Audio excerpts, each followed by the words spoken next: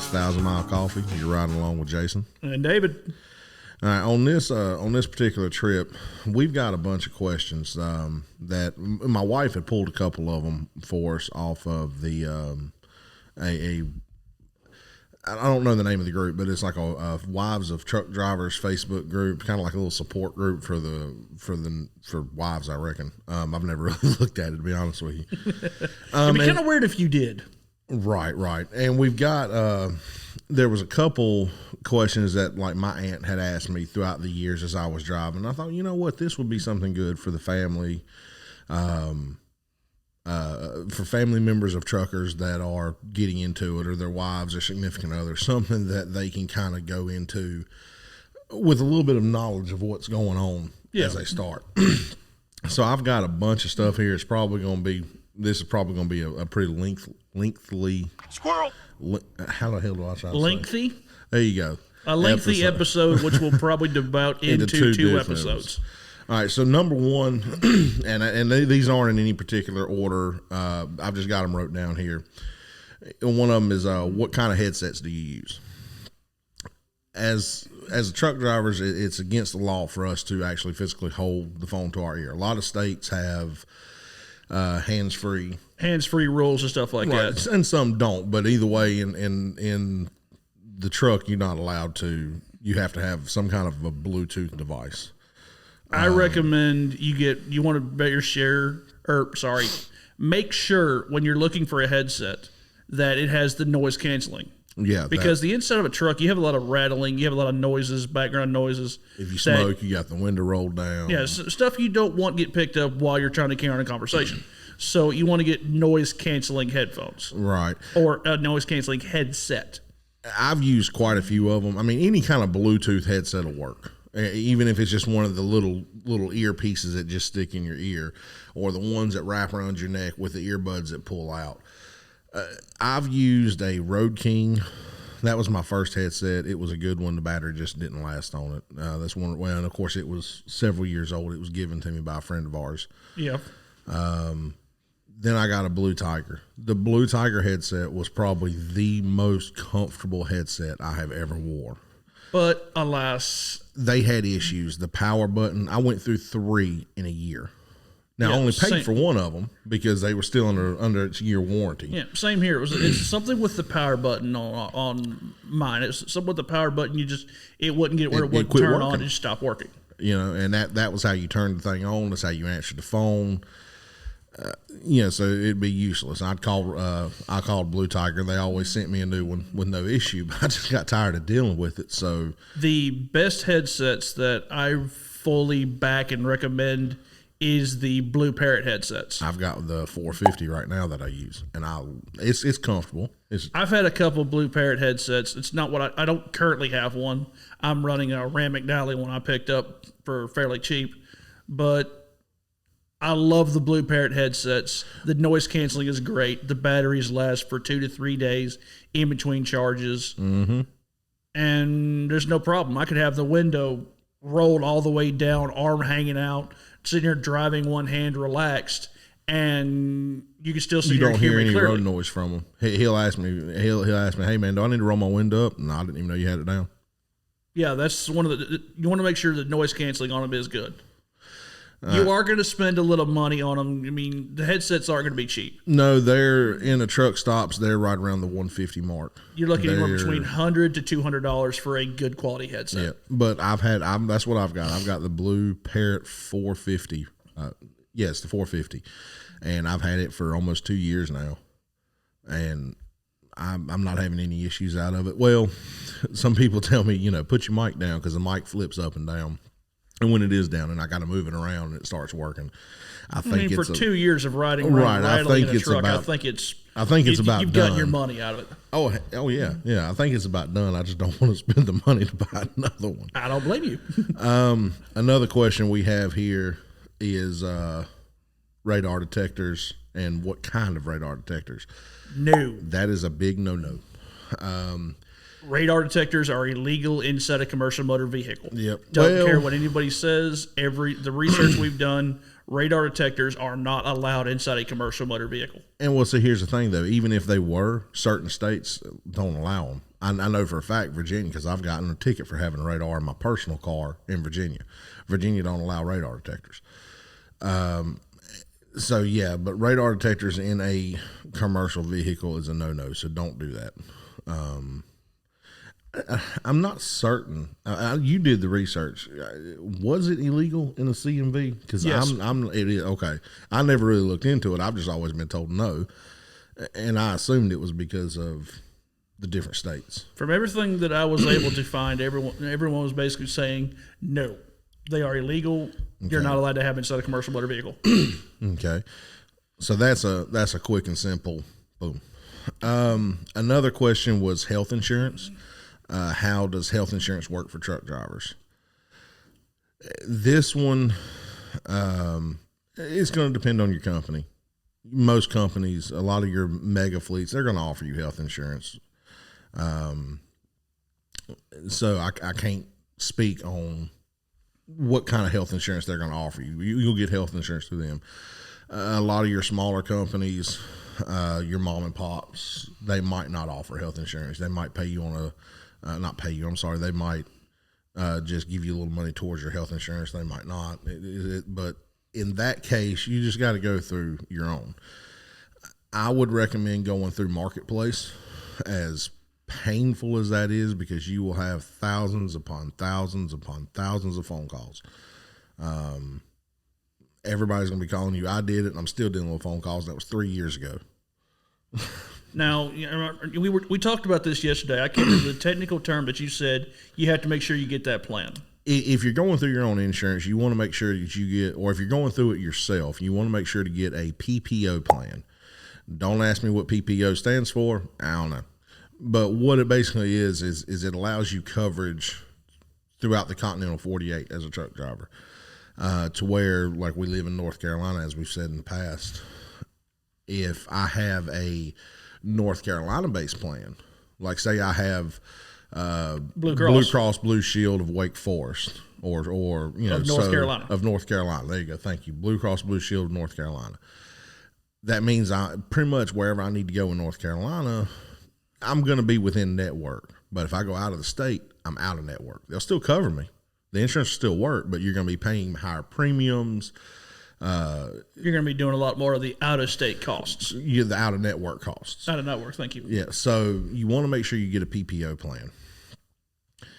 But for the most part, you just, whatever your health insurance, whatever your company you're working for has for health insurance is going to cover that style of a PPO plan. Yes. Now, on to the next question that was brought up to us was tax prep. You know what? That's back in the day. That was a big issue, especially for company drivers, because you had your monthly per diem or your weekly per diem, right? Which was when blah blah blah blah blah. Sorry, tongue tied here. You trying to be Dracula? Blah blah blah. Sorry. I do not say blah blah blah. Sorry about that, but. Back a few years ago, it used to be where you would get a per diem for every day you were on the road. Now there was I don't mean to stop you here, but there's a trick to the per diem. When they gave it to us, it wasn't just if you was on the road. You had to be at least 50 miles away from your house and stay out overnight. That was the conditions to meet to be able to get per diem. Yes, but they took the per diem pay away from us. So. Yeah, they took the per diem away. So now.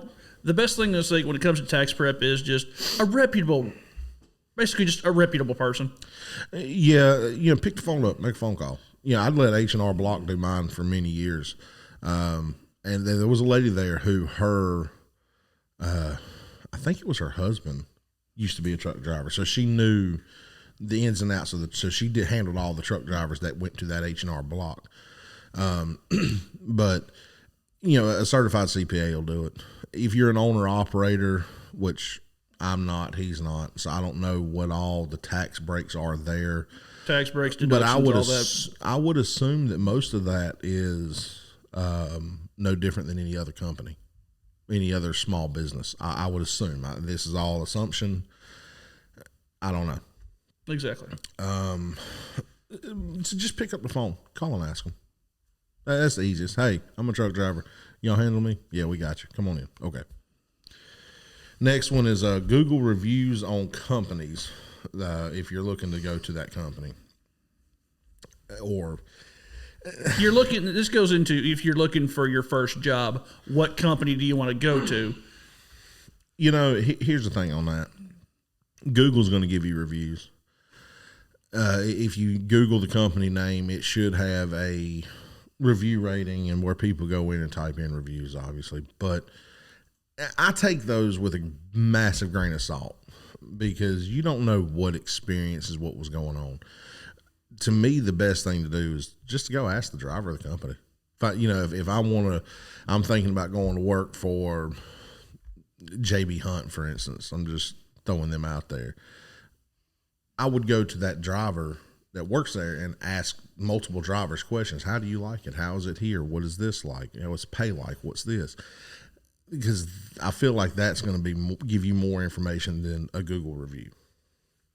Exactly, because this goes into the previous conversation we were having with your recruiters. Your recruiters are going to do whatever they say to get you in the door.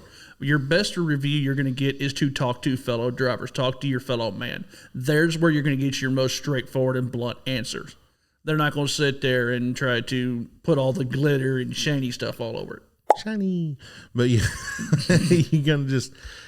Yes, you can Google reviews on companies, but I would go talk to the driver of whatever company you're wanting to go look for, and don't talk to just one. Talk to multiple drivers. And I'm going to say this too: if you've got the one driver, because a lot of companies do recruitment bonuses, which means David comes to me for the company I'm working at and says, "Hey, bud, yeah, I love it here, man. Here's my card, or here's a card. Here's my name. Give them my name when you talk to them." That means that driver's going to get a recruitment bonus if you go to work for them. So you got to kind of be careful with that. At least I do. If I get a driver who's automatically throwing me his name real quick and want me to write it down, that means he's probably... I guess the best way to put it was he's just trying to make $1. Oh, right. He's just trying to make an extra He's going to buck. lie to you just to get you to come over there. I guess the best way to word it, he's also somewhat of a company recruiter. It's the best way to put it. Yeah. So watch out for that. If they start, now you got the guy who just tells you everything about it. But yeah, I would go with him more than I would the guy who's, "Hey, give him my name. Because that's, anyway, okay, let's go on. What's this? I got to pick this one up because my handwriting is atrocious. Exactly. I'm trying to read it myself. What you use to cook with or recommend using on the trucks? I think we touched on this before, but we'll go over it again. We can cover it real quick. Yeah, you're the culinary chef here, so I'll let you take this one. Oh, bloody hell. Okay. How much time do we have? I'll stop you. Go ahead. Basically, this goes back into your company. I would recommend for simple things, a single burner stove works great. If you have an inverter, microwave, George Foreman grill, you can also get into, I've heard of guys carrying air fryers. I know some small crock pot. Small crock pots work great. Just make sure it's a locking lid. I had a buddy of mine who didn't have the locking lid, went around the corner, and I believe what was his truck smelled like chili for about 3 weeks. It's pot roast, I believe, but yeah, yeah, it was bad. It was bad enough he tortured himself with it all day too. It's like, right. Oh, that smells good. It's going to be great for dinner. What was it? A half hour away from parking, and he hit that one corner. It was something like that. I don't remember all the details on it, but anyway, real quick, goes into your little camping stoves. Your single burner stoves work great. If you have an inverter in your truck, microwave. Even your plug-in hot plates work great. I wouldn't do a hot plate. Hot plates draw, unless you got a big enough inverter. And that's one thing you're failing to mention here is you got to look at your wattage of your inverter and the wattage of what you got. Like if you've got for instance, me, I've got a George Foreman, a little single serving George Foreman grill and a microwave. The microwave pulls right at 1,000 watts. Well, it's like 800 to 1,000, and the George Foreman pulls right at 800 to 1,000 watts. So I got a 1,500 watt inverter. I can't plug both of them in at the same time, or I'll trip the inverter and it won't work. Whereas I have a 2,000 watt inverter, but you still don't want to run both of them at the same time because then you take a chance of, like you said, blowing the circuits or possibly causing severe damage to your inverter, and then you've got to replace it. Right. So if you've got like a 3,000 watt inverter, then yeah, run these things at the same time. But that's the trick with the hot plate. We had a hot plate at home that Jessica gave me, and she said, "Here, you want to take this on the road with you?" No, because I looked it up and the thing pulled like I think it was 1,300 or 1,400 watts. It pulled too much for my inverter, so I said I'll never use it. That's one thing that you want to check for when you're buying when you're looking for your microwave stuff like that. When you're going to the store, is look on the box and see how many watts it pulls to compare with your inverter you have, if you even have an inverter. Right. And another thing I'm gonna throw in here, and I guess this kind of goes with cooking in the inverter. If you drink a lot of coffee on the road can get quite expensive. I've got a 4-cup coffee maker I keep in my pot. I make my own coffee. It works great. Plug the coffee pot in, set the timer on it, wake up in the morning to fresh brewed coffee. Another thing is you can also use the coffee pot because some of them, that hot water is pretty hot. You can actually use that for cooking too. Yeah. I've heard of people using that. Yeah, you're right. I didn't think about doing it that way. I just boil the water. Yeah, I've heard of people using a coffee pot. I mean, it takes longer for the food to cook because the water's not as hot as boiling, but it does work in a pinch. Okay. So that's pretty much takes it on the cooking here. And the next one was a question about, hygiene showers, toilets. We covered a little bit of the hygiene, but we're gonna go more in depth than that. We covered like your baby wipes, baby powder, stuff like that. But we need to go more in depth into that. Yeah. Oh yes, very much. Let's say your toilets and stuff like that while you're on the road. You got. Okay, I'm going to throw that because I've actually done the research because I'm going to get one to actually put in my truck. My son wants to ride with me a lot this summer, and he's got. I don't want to say he's got stomach issues, but when he has to go to the bathroom, he can't just hold it. He can't wait. It's I got to go now. So they make little camping toilets. They make toilet seats that go on 5-gallon buckets. There's one that I'm going to get, and we're going to post a picture of it up here. A couple buddies of ours actually have this, and that's how I figured out about it. It's a camping toilet that breaks down to like the size of a briefcase, and you unfold it, and it's got a tripod leg system. It's an actual toilet. You just wrap the bag in it. It's the standard height of one. Do your business. Tie the bag off. Throw the bag away. Break it back down, slide it back in behind your seat. And it's about $80 from, I think, Bass Pro Shop. So if you wanted to order one, you could go there and get it. For the shower side of it, it's simple because they're wanting to know if the actual question was, do drivers have to pay for the showers? Short answer is yes. And no. Yeah, short answer is yes and no. Going into detail on that one, if your company fuels, let's say our company mainly fuels at Petro and TAs. This goes into your points and rewards cards. Your rewards cards will also pay for your shower. Each one, like every 60 gallons, I believe it is. Hold on a second. You get. This is, let's see, I'm going to hold them up here in a second for the camera. I'm just pulling them all out. Okay. That's the My Pilot card, Loves, and the Ultra One card. The Ultra One card. Now, every time you get fuel, you swipe those at the pump, right? And every 60 gallons is a free shower. Damn, now I got to put them all back in my wallet. Should have thought this through. Yeah, we could just put a picture up, but yeah, we got to pull out the real ones. I got to be smart about it. You just want to show off. That's all you want to do. Maybe. And show off the lack of money in that thing. Yeah, right. But with your, I know Petro and TA 60 gallons. I think Loves is 50, and I think Pilot. I think the Loves is 55. Is it 55? I believe it's 55 now. Okay. So with that, anyway, when you get those gallons, you get a free shower. Now, if you go to a truck stop, that's why I say the short answer is yes and no. Because if you go to a truck stop that you don't get fuel at, then you do have to pay out of pocket.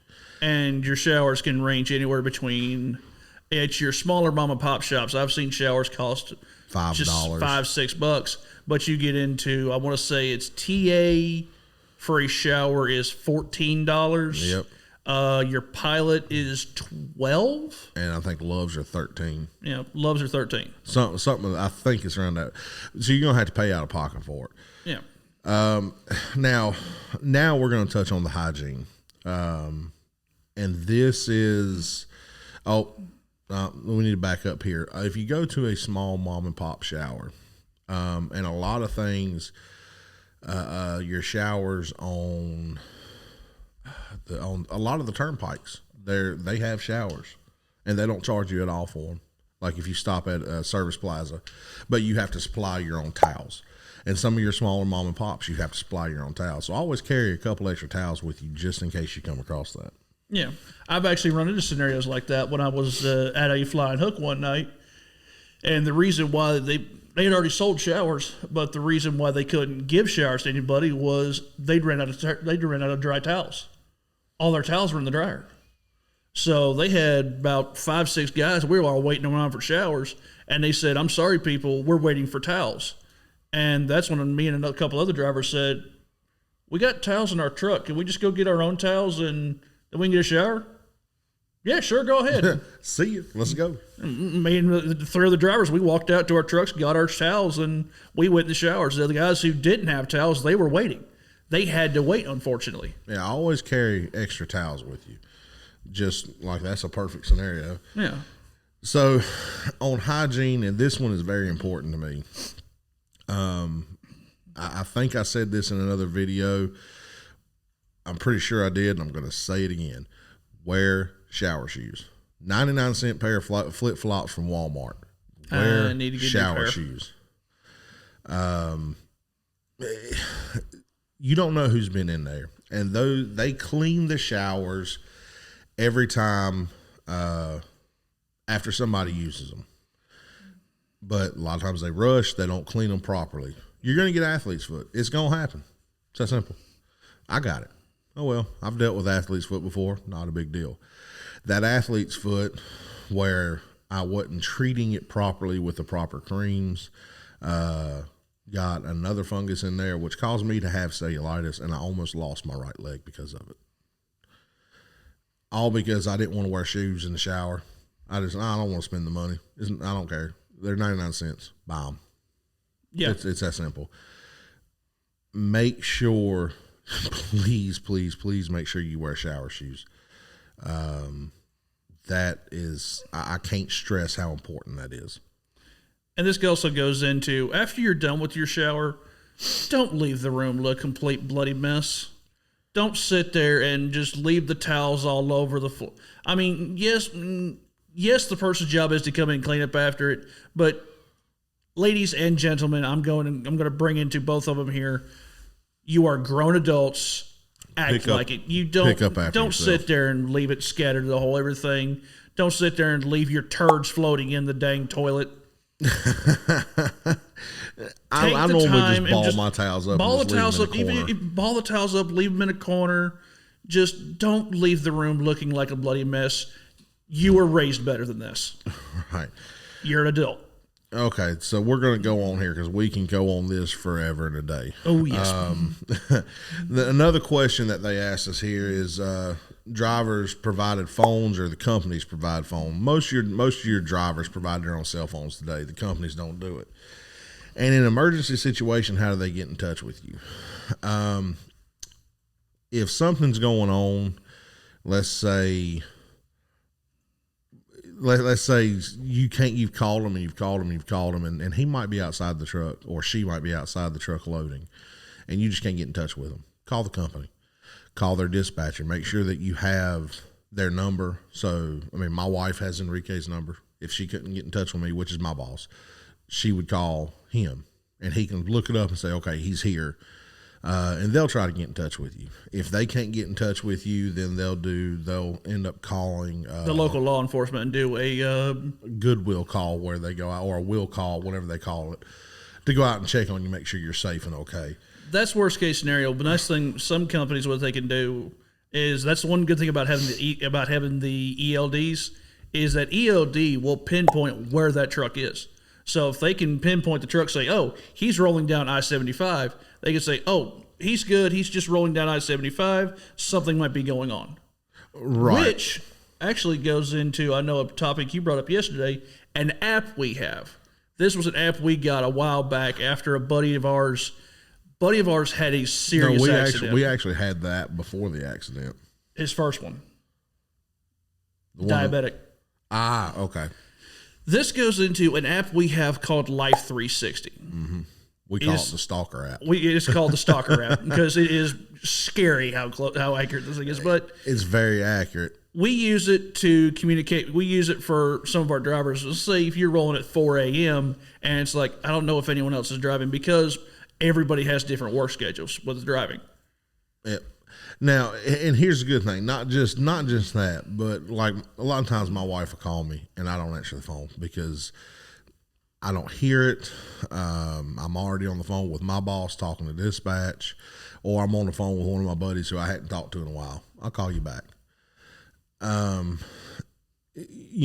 She won't panic. She'll look up and say, okay, he's moving. He's good to go. And she knows I'll call her back as soon as I'm off the phone. So that is another good thing. You always want to look into. I would recommend everybody get that Life 360 app if they're going to be a driver. It is wonderful. Now, I know one thing a lot of guys are going to sit there and say, I'm like, that's an invasion into my privacy. Everyone can see where I'm at. Well, you can actually go into the app and turn it. You can pause it, turn it off, and set it to where it's like, okay, it's not following you anymore. Which I've done a couple times. Because I go towards relatives' houses that I just don't want to talk to. Unless you're a couple like another buddy of ours who, if he does that, his wife just knows he's with somebody else. He doesn't exactly have the best track record either. Right. But we're not gonna devote into people's personal relations of their past screw ups. You're right. All right, I think we got time to do one more here, and then we'll have to continue it. The other one, we got time. One more. All right, this is going to be kind of, we can go into depth, but we're going to keep it short and sweet. The best way to get everything done on a short weekend. You can't. It's that simple. Some guys run for 3-4 weeks at a time, and they go home for 3 or 4 days. You can get everything done. To where I'm home for a day and a half, 2 days, just because I go home every weekend. I know the important stuff I got to do. I plan it out. I take care of it. And there are the weekends that I don't want to do nothing but just sit around and relax. Which that can fall into is if you are home every weekend like you are, you trade off weekends. You do one weekend, honey, okay, let's get stuff done around the house. And then next weekend go, screw you, we're not doing anything. I am laying around. I'm going to sit here in my underwear and scratch. That's all I'm doing. I like that idea. I'm going to approach that with Jessica, see what she has to say. Good luck. Right. Well, ladies and gentlemen, this is, I believe, we're going to continue the questions. We've got quite a few more. This will be on our next episode. We thank you all for tuning in. And as always, stay safe and keep it greasy side down.